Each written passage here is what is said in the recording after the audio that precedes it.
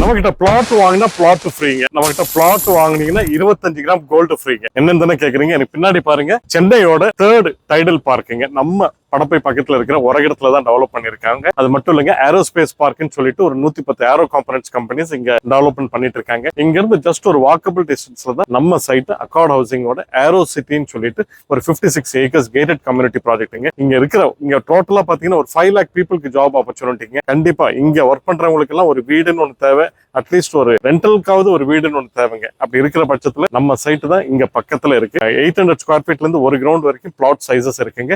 DTCP RERA bank approved ப்ராஜெக்ட்டுங்க.